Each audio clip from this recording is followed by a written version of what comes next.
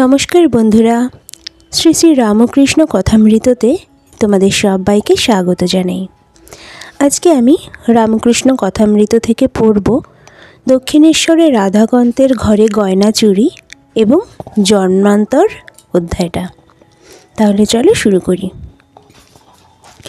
শ্রী রামকৃষ্ণ শিবনাথাদির প্রতি বলছেন, হ্যাঁ গা, তোমরা ঈশ্বরের ঐশ্বর্য অত বর্ণনা করো কেন? আমি কেশব সেনকে ওই কথা বলেছিলাম। একদিন তারা সব ওখানে কালীবাড়িতে গেছিল। আমি বললুম, তোমরা কী রকম লেকচার দাও, আমি শুনব। তা গঙ্গার ঘাটের চাঁদনিতে সভা হলো। আর কেশব বলতে লাগলো, বেশ বললে, আমার ভাব হয়ে গেছিল। পরে কেশবকে আমি বললুম, তুমি এগুলো এত বলো কেন? হে ঈশ্বর, তুমি কি সুন্দর ফুল করিয়াছ, তুমি আকাশ করিয়াছ, তুমি তারা করিয়াছ, তুমি সমুদ্র করিয়াছ। এইসব যারা নিজে ঐশ্বর্য ভালোবাসে তারা ঈশ্বরের ঐশ্বর্য বর্ণনা করতে ভালোবাসে। যখন রাধাকান্তের ঘরে গয়না চুরি গেল, সেজবাবু রাধাকান্তের মন্দিরে গিয়ে ঠাকুরকে বলতে লাগলো, ছি ঠাকুর, তুমি তোমার গয়না রক্ষা করতে পারলে না? আমি সেজবাবুকে বললাম, ও তোমার কি বুদ্ধি? স্বয়ং লক্ষ্মী যার দাসী পদসেবা করেন, তার কি ঐশ্বর্যের অভাব? এ গয়না তোমার পক্ষেই ভারী একটা জিনিস, কিন্তু ঈশ্বরের পক্ষে কতগুলো মাটির ডেলা। ছি, অমন হীনবুদ্ধির কথা বলতে নাই। কি ঐশ্বর্য তুমি তাকে দিতে পারো? তাই বলি, যাকে নিয়ে আনন্দ হয় তাকেই লোকে চায়। তার বাড়ি কোথায়, কখানা বাড়ি, কটা বাগান, কত ধনজন, দাস দাসী, এ খবরে কাজ কি? নরেন্দ্রকে যখন দেখি তখন আমি সব ভুলে যাই। তার কোথা বাড়ি, তার বাবা কি করে, তার কটি ভাই, এসব কথা একদিন ভুলেও জিজ্ঞাসা করি নাই। ঈশ্বরের মাধুর্য রসে ডুবে যাও। তার অনন্ত সৃষ্টি, অনন্ত ঐশ্বর্য, অত খবরে আমাদের কাজ কি? এই বলে শ্রী শ্রী রামকৃষ্ণদেব তার কণ্ঠে গান শুরু করলেন। ডুব ডুব ডুব ডুব সাগরে আমার মন, তলাতল পাতাল খুঁজলে পাবিরে প্রেম রত্নধন। গান শেষে তিনি আবার বললেন, তবে দর্শনের পর ভক্তের স্বাদ হয় তার লীলা কি দেখি। রামচন্দ্র রাবণবধের পর রাক্ষসপুরী প্রবেশ করিলেন। বুড়ি নিকষা দৌড়ে পালাতে লাগলো। লক্ষ্মণ বললেন, রাম, এ কি বলুন দেখি, এই নিকষা এত বুড়ি, কত পুত্রশোক পেয়েছে, তার এত প্রাণের ভয়, পালাচ্ছে।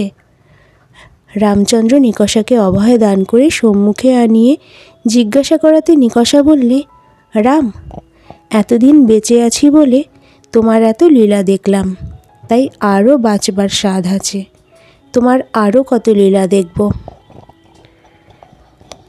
এরপরে ঠাকুর শিবনাথের প্রতি বললেন, তোমাকে দেখতে ইচ্ছা করে, শুদ্ধাত্মাদের না দেখলে কি নিয়ে থাকব? শুদ্ধাত্মাদের পূর্বজন্মের বন্ধু বলে বোধ হয়। তখন একজন ব্রাহ্মভক্ত জিজ্ঞাসা করলেন, মহাশয়, আপনি জন্মান্তর মানেন? শ্রী রামকৃষ্ণ বললেন, হ্যাঁ, আমি শুনেছি জন্মান্তর আছে। ঈশ্বরের কার্য আমরা ক্ষুদ্র বুদ্ধিতে কি বুঝব? অনেকে বলে গেছেন, তাই অবিশ্বাস করতে পারি না। ভীষ্মদেব দেহত্যাগ করবেন, সরসজ্জায় শুয়ে আছেন। পাণ্ডবরা শ্রীকৃষ্ণের সঙ্গে সবে দাঁড়িয়ে। তারা দেখলেন যে ভীষ্মদেবের চক্ষু দিয়ে জল পড়ছে। অর্জুন শ্রীকৃষ্ণকে বললেন, ভাই, কি আশ্চর্য!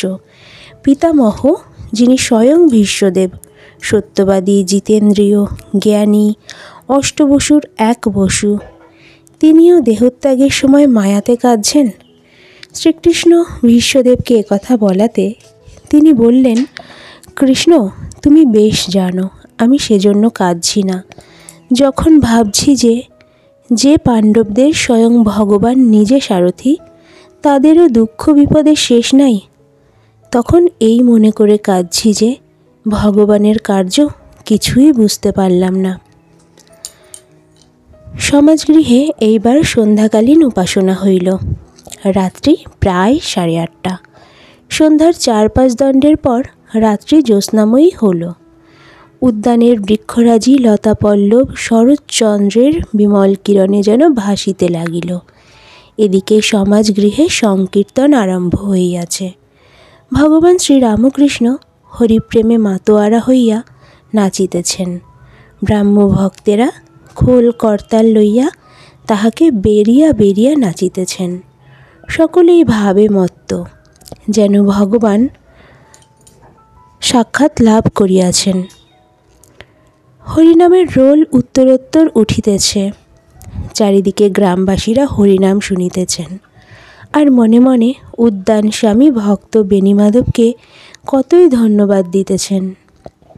কীর্তনান্তে শ্রীরামকৃষ্ণ ভূমিষ্ঠ হইয়া জগন্মাতাকে প্রণাম করিতেছেন। প্রণাম করিতে করিতে বলিতেছেন, ভাগবত ভক্ত ভগবান, জ্ঞানীর চরণে প্রণাম, ভক্তের চরণে প্রণাম, সাকারবাদী ভক্তের নিরাকারবাদী ভক্তের চরণে প্রণাম, আগেকার ব্রহ্মজ্ঞানীদের চরণে, ব্রাহ্ম সমাজের ইদানিং ব্রহ্মজ্ঞানীদের চরণে প্রণাম।